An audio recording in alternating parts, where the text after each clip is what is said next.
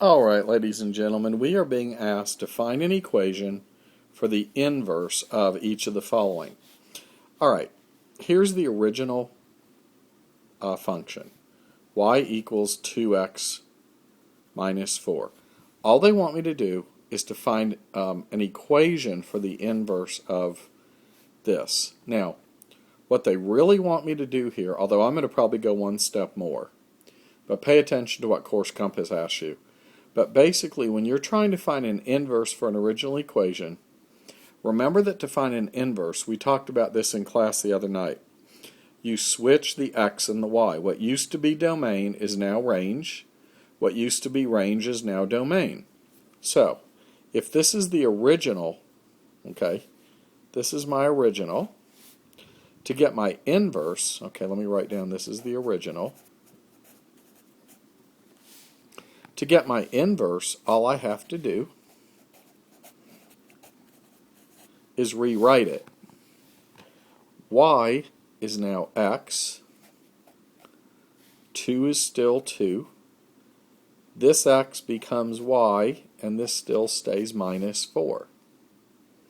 So x equals 2y minus 4 is actually the equation for the inverse. Now later on, they're going to say find a formula for the inverse, and there will be a third step where they actually ask you to solve for this value of y. But right now, all they want is an equation for the inverse. So in other words, you need to learn that you take the original function, and to find the inverse, all you do is you switch the x and the y. Every place you see y, you put x. Every place you see x in the original, you put y. So this is pretty simplistic right now. It's going to get a little bit more detailed as we continue. All right? So this is the same kind of problem. Here's an equation, and they want you to find its inverse. Well, it normally said x cubed. Now it's going to say y cubed. It normally said y. We're going to call that x. And this is simply equal to -7. So we've done what they've asked, okay?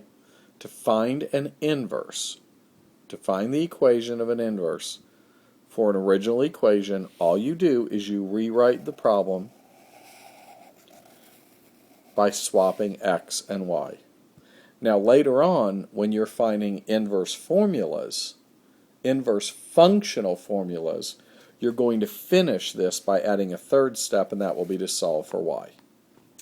Okay?